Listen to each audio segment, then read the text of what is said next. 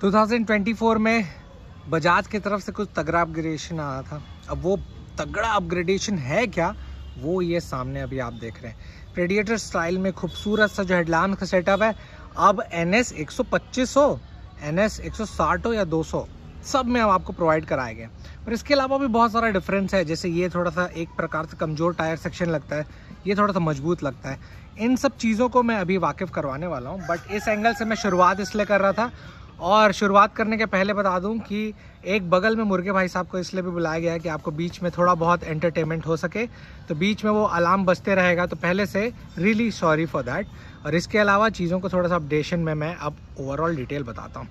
तो जैसे NS 160 हो गया, ये जो कलर लेकर आया हूँ ये थोड़ा सा रेडिश ब्लैक पैटर्न में है, और दूसरा वाला जो है ये सिल्वरिश ब्लैक में, ताकि एक जो पैमाने से शाम में एक चमकती लाइट के साथ बेहतर कौन सा लगेगा, तो वो मैं अभी आपको एक बार बता सकूं।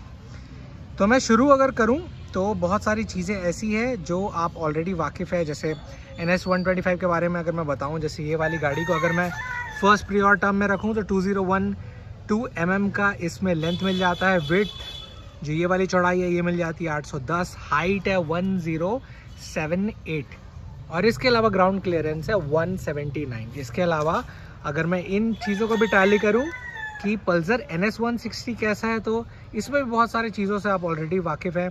जैसे इसका लेंथ है 2017 mm, विड्थ इसकी ये वाली जो विड्थ वाली चौड़ाई है वो 804 mm है, और हाइट है 1075।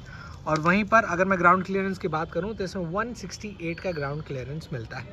पर इनके अलावा जो मेजर डिफरेंस है वो मैं अभी आपको पहले वाकिफ़ कराता हूँ। तो पहले इस खूबसूरत कलर को देख लीजिए जो प्रेडिएटर हेडलाइट के साथ ऐसा आता है। तो हेडलैम्प के सेटअप में आप देख रहे होंगे तो दोनों ऑलमोस्ट सेम पैटर्न पे रखा गया है, इसमें कोई भी भेदभाव नहीं किए हैं। जैसे ये वाला देख रहे होंगे, दो भागों में ये रिफ्लेक्शन विभाजित है।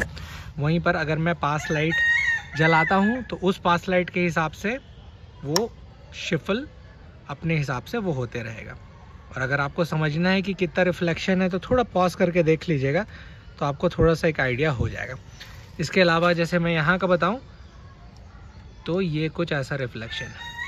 अब यही सामने देख रहे हैं तो थोड़ा सा एक दुख बता देता हूँ, NS 125 में अभी भी इन्होंने हैलोजन ही दिया हुआ है, बट एक चीज़ बेहतर कर दिया गया है कि अब इसमें LED इंडिकेटर 160 में देते हैं, which is a plus point. तो अगर मैं इस रिफ्लेक्शन को जैसे चालू करूँ तो ये प्लस पॉइंट जैसे ये साबित हो जा रहा है कि इतने अच्छे रिफ्लेक्शन के साथ वो भी वाइट लाइट थोड़ा सा प्रीमियमनेस टच बना देता है।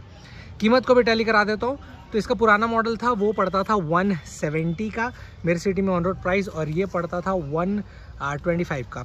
तो ये अप्रॉक्सीमेशन उम्मीद ऑन रोड प्राइस लगभग 175 से लेकर 182 के बीच में जाएगा। और वहीं पर सिंपल जो NS 125 है ये लगभग जाने वाला है तकरीबन, आप मोटा मोटा पकड़ लीजिए 128 to 135। आपके सिटी पे कितना जा रहा है वो नीचे कमेंट्स में ज़रूर बताइए, ताकि किसी का भी एक डिसीजन मेकिंग हो तो उनके स्टेट्स में वो क्या क्या है वो आपके एक बहुत ही इंपॉर्टेंट कमेंट्स की वजह से थोड़ा सा उनके लिए सहूलियत हो सके। इसके अलावा दूसरी चीज़ों की तरफ आता हूँ तो ये है इसका डिजिटल फॉर्म। तो जैसे मैं इसके बंद करके चालू करूँ तो कुछ इस प्रकार से चालू होगा, थोड़ा सा स्लो फॉर्म पे बताता है, बट इतने प्राइस के हिसाब से जो भी अपग्रेडेशन था वो काफ़ी ज़्यादा बेस्ट था। इसके अलावा लेफ्ट साइड देख रहे होंगे न्यूट्रल, और डिस्प्ले में भी न्यूट्रल का इन्फॉर्मेशन दिया हुआ है। नीचे अगर मैं गियर करूं तो गियर 1 में शिफ्ट बताता है, 12,000 RPM तक के इन्फॉर्मेशन, और साइड स्टैंड का इन्फॉर्मेशन कितना बज रहा है, और साथ ही साथ फ्यूल की कमी है, और बीच वाला कितने किलोमीटर में गाड़ी चल रही है वो इन्फॉर्मेशन बता देता है। साथ ही साथ ओडो और ट्रिप है, इंजन में कोई प्रॉब्लम है वो भी इन्फॉर्मेशन यहाँ आ जाती है। उसके अलावा अगर मैं यहाँ पर आऊँ तो यहाँ पर देख रहे होंगे तो फिलहाल पास लाइट जला है, वो इन्फॉर्मेशन यहाँ पर बता रहा है। और मैं अगर उसे ऑफ कर दूँ यहाँ से तो ये वहाँ पर वो गायब हो जाता है। वहीं पर सेम बहुत सारे फॉर्मेट मिल जाते हैं, पर इसमें मैनुअल सेटिंग में जैसे आप देख रहे होंगे तो यहाँ पर राइट साइड IFE किलोमीटर पर लीटर और ये इन्फॉर्मेशन आता है। साथ ही साथ ऊपर यहाँ पर छोटे मोटे इन्फॉर्मेशन में देख रहे होंगे तो यहाँ पर नेविगेशन लिखा हुआ है। वहीं पर जैसे ये देख रहे होंगे तो यहाँ पर नेविगेशन ही है। छोटे मोटे मैं इन्फॉर्मेशन इसलिए बता रहा हूँ ताकि आपको थोड़ा सा इन्फॉर्मेशन पता चल पाए कि हल्का सा माइन्यूट डिफरेंस है वो क्या है। फिर जैसे मैं इसके ये जो ऑप्शन को दबाता हूँ मेन्यू, तो फिर यहाँ पर देख रहे होंगे तो वो शिफ्ट हो जाता है। जैसे एंटर सेटिंग, और थोड़ा सा और क्लिक करूँ तो DT आता है। DT की मतलब होता है डिस्टेंस टू एम्प्टी, एक साधारण भाषा में बताता हूँ कि कितना फ्यूल बचा हुआ है, उसके इन्फॉर्मेशन के हिसाब से आपको इसमें कितना किलोमीटर गाड़ी चल सकती है वो इन्फॉर्मेशन बता देता है। वहीं पर जैसे ये फॉर्म है वो थोड़ा सा डिफरेंट फॉर्म लगता है, जैसे छोटा मोटा ये नेविगेशन सिस्टम और डिस्प्ले का पैटर्न है वो हल्का सा डिफरेंस है, और वो क्यों है वो मैं अभी आपको तुरंत बता दिया था। इसके अलावा नॉर्मल फॉर्म पे आप समझना चाहेंगे तो ऑलमोस्ट वो इक्वलेंट सेम हो जाता है। इसके अलावा अगर मैं ऊपर गाड़ी में बैठता हूँ तो राइडर पर्सपेक्टिव के हिसाब से कुछ ऐसा दिखेगा। सीट ऑफ कोर्स हाँ थोड़ा सॉफ्ट है, इसके कंपेयर पे अगर मैं टैली करूँ तो ऑलमोस्ट मुझे इक्वल ही फील आया। यहाँ पर NS 160 लिखा हुआ है, यहाँ पर NS 125। मेन खेल चालू हो जाता है इस कमज़ोर ग्रिपिंग के साथ और इस हैवी ग्रिपिंग के साथ। एक अच्छी व्हीकल की गाड़ी इसमें प्रोवाइड कराई गई है जिसमें आप लहर देखें और सेक्शन देखें तो 130/70 17 इंच के इसमें मिल जाते हैं। और वहीं पर ये MRF के एक प्रॉपर सिंपल नायलॉन टायर थोड़े से कमज़ोर और पतले इसमें प्रोवाइड कराए गए। वहीं पर जैसे मैं इसके बारे में बात करूँ फ्रंट, तो फ्रंट मुझे काफ़ी ज़्यादा कमज़ोर लगता है, और वो इसलिए भी क्योंकि फ्रंट में NS 125 में कुछ इस प्रकार का 80/100 17 इंच के कुछ ऐसे सेक्शन मिलते हैं जो थोड़ा सा शांत है। और वहीं पर अगर मैं यहाँ दिखाऊँ तो एक जायगेंटिक डिस्क प्लेट, जैसे वहाँ पर देखेंगे डिस्प्ले थोड़ा सा शांत है, यहाँ पर कुछ अच्छा पैटर्न का आपको मिल जाता है और ग्रिपिंग भी ठीक ठाक मिलती है। और सेक्शन कौन से मिलते हैं तो 100/80 17 इंच के सामने आपको सेक्शन प्रोवाइड कराए गए हैं, जो कि NS 125 में दुख की बात यह है कि लगभग 80/100 प्रोवाइड कराए गए, जिसके कारण ये जो ब्रॉडनेस है ये इसमें थोड़ा सा कम हो जाता है।